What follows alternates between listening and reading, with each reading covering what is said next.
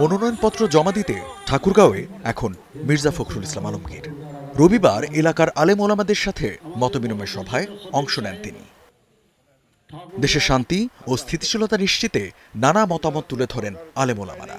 জবাবে মির্জা ফখরুল বলেন, দেশে একটা ক্রান্তিকাল চলছে, চেষ্টা চলছে অস্থিরতা তৈরির, আর এর পেছনে কিছু মানুষ কাজ করছে বলে মন্তব্য করেন তিনি। দেশ এখন একটা ক্রান্তিকাল মধ্যে পার হচ্ছে, বিভিন্ন রকম কথাবার্তা উঠছে, বিভ্রান্তি সৃষ্টি হচ্ছে, আন্দোলন হচ্ছে। আপনার কেন জানি না মনে হয় যে দেশকে অস্থির করে তোলার জন্য আবার মানে কিছু সংখ্যক লোক পেছন থেকে কাজ করছে। আমাদের এই সময় খুব সাবধান থাকতে হবে যে আমরা যেন আবার কোনো অন্ধকারের দিকে চলে না যাই। আমাদের সাবধান থাকতে হবে আমরা যে আবার ভুল করে নিজেদের মধ্যে বিভেদ অনৈক্য সৃষ্টি করে আমরা যেন আবার সেই সমস্ত চক্রান্তকারীদের হাতে না পড়ি, যেখানে আমাদের দেশ আবার ক্ষতিগ্রস্ত হবে। মির্জা ফখরুল বলেন, ধর্মীয় মূল্যবোধ ও ন্যায়ভিত্তিক সমাজ প্রতিষ্ঠায় আলেম সমাজের ভূমিকা গুরুত্বপূর্ণ। তাই বিএনপি সবসময় কোরআন ও সুন্নাহর আলোকেই চলতে চায়।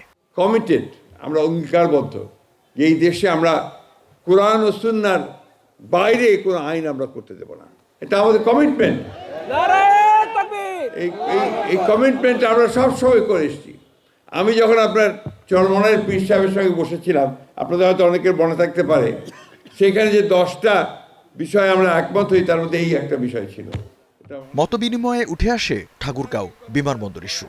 ক্ষমতায় গেলে সেটি পুনরায় চালুর আশ্বাস দেন বিএনপি মহাসচিব। এখানে বলেছেন আপনার এয়ারপোর্টের কথা, ইনশাআল্লাহ আমরা যদি সরকারে যেতে পারি তাহলে অবশ্যই ঠাকুরগাঁওকে পুনরায় চালু করার আমরা ব্যবস্থা করব। আলহামদুলিল্লাহ। আপনার মেডিকেল কলেজের কথা বলেছেন, আপনি বিশ্ববিদ্যালয়ের কথা বলেছেন, এগুলো তো আমার দাবি, আপনাদের কেন হবে?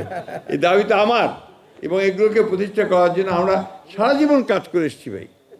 আমরা আপনাদের সঙ্গে আছি। এই ঠাকুরগাঁতে যতগুলো স্কুল কলেজ মাদ্রাসা আছে, আমি বিশ্বাস করি তার 90%-এর মধ্যে আমাদের অবদান আছে। মতবিনিময় সভায় বিএনপির স্থানীয় নেতাকর্মীরাও উপস্থিত ছিলেন। নির্বাচনের জন্য আপনারা সবাই আমাকে দোয়া করবেন। Desk report, star news. সাহায্য করেন সঠিক পথে যেভাবে